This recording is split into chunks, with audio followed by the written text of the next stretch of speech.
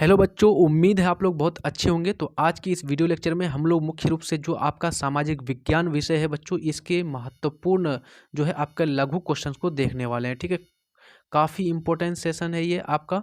और ये सारे चीज़ यहाँ से आप देख करके जाएंगे तो मैं 10 क्वेश्चन यहाँ पर महत्वपूर्ण 10 क्वेश्चन लेकर के आया हूँ, और इसमें से आपको 100% है 3 से 4 क्वेश्चन आपको देखने को मिलेगा।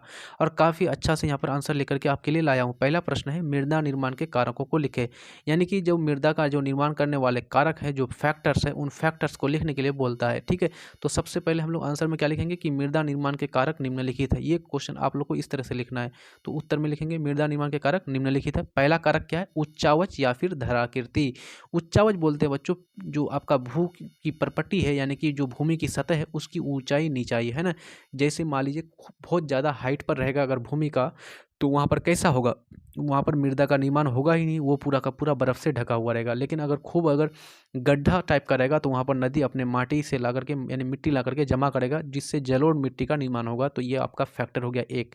दूसरा मुख्य रूप से कारक क्या है आपका? मूल शैल या फिर चट्टान, यानी कि जनक शैल यानी जनक चट्टान, जिस चट्टान से मिट्टी का निर्माण होगा। तीसरा नंबर का है जलवायु, यानी कि वहाँ की जलवायु कैसी है, ये भी मृदा के निर्माण को प्रभावित करेगा। जैसे अगर खूब बारिश होती है या फिर खूब बारिश होती है तो वहाँ पर कैसा रोपण होगा, वहाँ पर कैसी मिट्टी होगी। तो बहुत ज़्यादा बारिश होगी तो वहाँ पर क्या होगा? मृदा का अपरदन होगा। मृदा के अपरदन के साथ साथ वहाँ पर नई मिट्टियों का जमाव भी होगा और वहाँ की मिट्टी काफ़ी उपजाऊ होगी। चौथा इसका कारक है वनस्पति। फिर पांचवा है जैव पदार्थ है ना, और छठा है समय।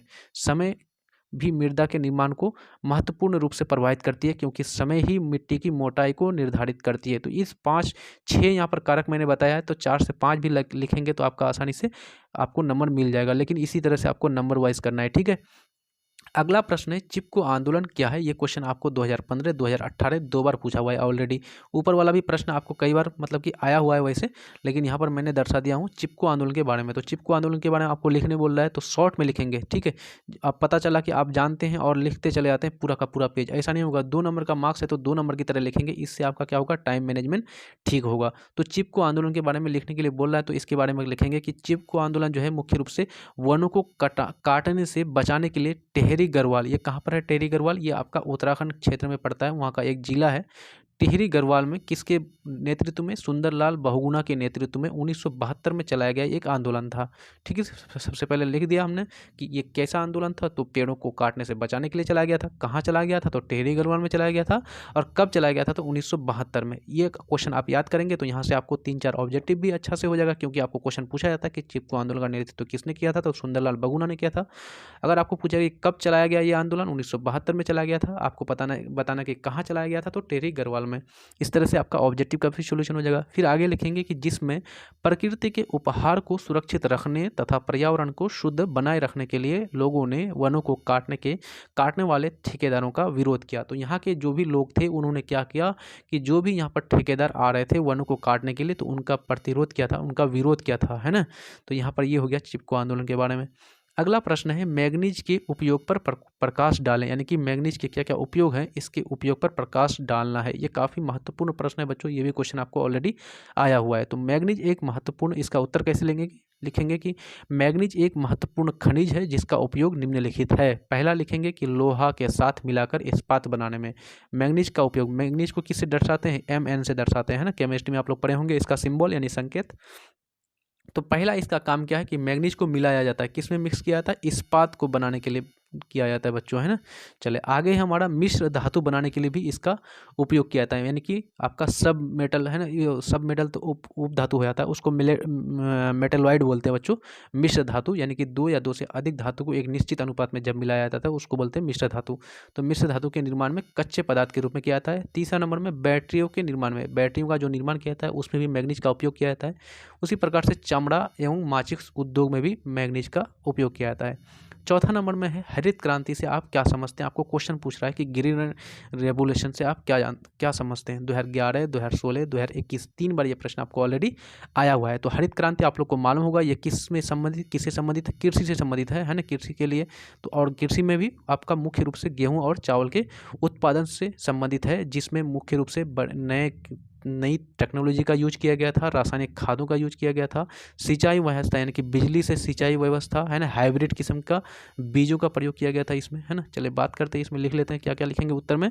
तो खाद्य पदार्थों के उत्पादन को बढ़ाने के लिए कृषि में जिस तकनीक, उन्नत बीज, रासायनिक खाद, कीटनाशक दवाइयों का प्रयोग तथा सिंचाई व्यवस्था को शामिल करके उत्पादकता बढ़ाई गई, उसे ही क्या कहते हैं, हरित क्रांति कहते हैं। यानी कि खाद्य पदार्थों को उत्पादन बढ़ाने का इसमें उद्देश्य था, और उसके लिए उसने क्या किया कि नई किस्म के तकनीक का उपयोग किया, रासायनिक खादों का प्रयोग किया, उन्नत किस्म के बीजों का प्रयोग किया, कीटाणुनाशक दवाइयों का प्रयोग किया, अच्छी किस्म की सिंचाई व्यवस्था का प्रयोग किया, और इन सारी चीज़ों से क्या हुआ, कृषि की उत्पादकता बढ़ गई, कृषि की जो है उत्पादन क्षमता वृद्धि हुई, है ना। इसी को बोला जाता है हरित क्रांति।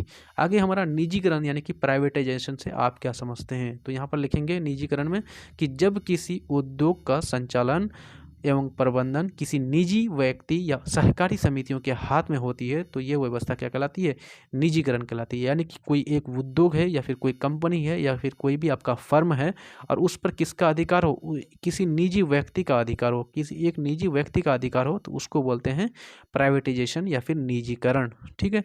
अगला आपका है प्रश्न कि वायु परिवहन की प्रमुख विशेषताओं को लिखे। यानी कि वायु परिवहन जो है आपका, जैसे हवाई जहाज, इसकी प्रमुख विशेषताओं को लिखे। तो हवाई जहाज क्या करता है बच्चों, बहुत तेजी में एक स्थान से दूसरे स्थान हमको पहुंचा देता है, पहला इसका हो गया।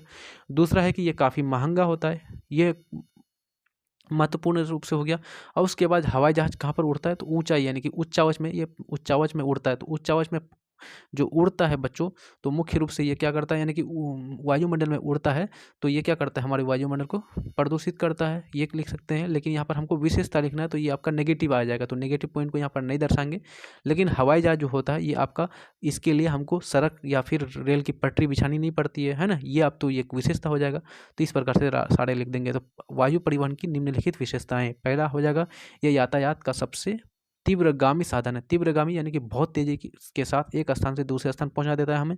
ये सबसे महंगा संसाधन है, बहुत ज़्यादा महंगा है, और ये उच्चावच के प्रभाव से मुक्त है। यानी कि ये पर्वत, पठार, मैदान इस तरह के क्षेत्र से मुक्त है ना, क्योंकि ये वायुमंडल में उड़ता है, तो ये मालूम होगा आपको। 7वें नंबर का प्रश्न है बिहार में जूट उद्योग पर टिप्पणी लिखें। काफ़ी इंपॉर्टेंट प्रश्न है बच्चों, ये क्वेश्चन आपको ऑलरेडी आया हुआ है, क्योंकि ये बिहार से संबंधित है और आप लोग बिहार बोर्ड का परीक्षा देंगे, इसलिए आने की संभावना है। तो आपको पूछ रहा है कि जूट उद्योग के बारे में, बिहार के बारे में बताना है आपको। तो इसमें क्या लिखेंगे कि बिहार में जूट उद्योग सबसे महत्वपूर्ण उद्योग, बिहार में बात किया जाए तो बिहार में चीनी उद्योग और जूट उद्योग है ना, ये 2-3 आपका सीमेंट उद्योग, यही सब है, ये है हमारा। और इसमें भी बिहार का कौन सा क्षेत्र में है आपका, लगभग आपका पूर्वी क्षेत्र, उत्तर पूर्वी क्षेत्र, और उत्तर पूर्वी क्षेत्र में हमारा जो है आपका पूर्णिया वाला डिस्ट्रिक्ट है, किशनगंज जिला है, कटिहार है, ये सारे जिलों में जूट उद्योग है ना। चलिए लिख लेते हैं इसके बारे में कि जूट उद्योग केवल बिहार का ही नहीं बल्कि भारत का एक महत्वपूर्ण उद्योग है। और ध्यान रखेंगे जूट यानी इसको बोलते हैं पटसन, और इसी को सुनहरा रेशा, गोल्डन फाइबर भी बोला जाता है। वर्तमान समय में बिहार भारत का दूसरा सबसे बड़ा जूट उत्पादक वाला राज्य है। तो पहला कौन सा है, आप लोग को मालूम होगा बच्चों, पहला है आपका पश्चिम बंगाल। पश्चिम बंगाल यानी वेस्ट बंगाल जो है जूट उत्पादन में प्रथम स्थान है। आगे है हमारा यहाँ के जूट 3 कारखाने यानी कि बिहार में टोटल जो है जूट के कितने कारखाने, 3 कारखाने, एक है आपका पूर्णिया, दूसरा आपका कटिहार और दरभंगा में स्थित है ना बच्चों, जिले में स्थित है। आपदा से आप क्या समझते हैं, 8वें नंबर का प्रश्न है जो आपका आपदा प्रबंधन से संबंधित क्वेश्चन आपको पूछा जाता है। ये क्वेश्चन आपको फिक्स है, यहाँ से एक क्वेश्चन आना ही आना है आपको। ये क्वेश्चन आपको 2012, 2016, 2019 में पूछा हुआ है कि आपदा यानी कि डिजास्टर से आप क्या समझते हैं। तो कहेंगे कि जब प्राकृतिक व्यवस्था में कई कारणों से अचानक व्यवधान यानी कि रुकावट यानी कि अवरोध उत्पन्न हो जाती है, जिससे मानव जीवन में तबाही आ जाती है, ऐसे व्यवधान, ऐसे रुकावट को ही आपदा कहते हैं। जैसे बाढ़, जैसे सुनामी, जैसे भूकंप, है ना, जैसे परमाणु विस्फोट, ये सारे की कुछ प्राकृतिक एग्जाम्पल में लिख लेंगे, कुछ आपका मानव जनित आपदा के बारे में लिख देंगे, है ना। तो ये आपका हो गया। 9वें नंबर का प्रश्न है कि सुखाड़ से आप क्या समझते हैं। सुखाड़, तो आप क्या कहेंगे सुखाड़ के बारे में, कि जब किसी क्षेत्र में जो है पर्याप्त रूप से वर्षा नहीं होती है, पानी की वहाँ पर कमी हो जाती है, तो उसको बोलेंगे क्या बच्चों, सुखाड़ बोलेंगे, है ना।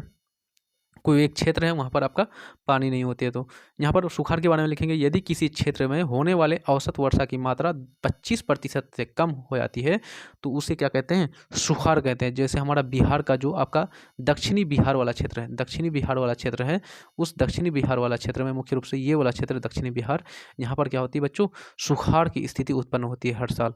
आगे हमारा और आज के सेशन का अंतिम प्रश्न जो काफ़ी इंपॉर्टेंट है और लगभग 4 बार आपको क्वेश्चन पूछा हुआ है, 2011 में, 2014, 2017, 2019, 4 बार ये प्रश्न आया हुआ है। क्वेश्चन है कि भूकंप क्या है, इसके बचाव के किन्हीं 3 उपायों को लिखें।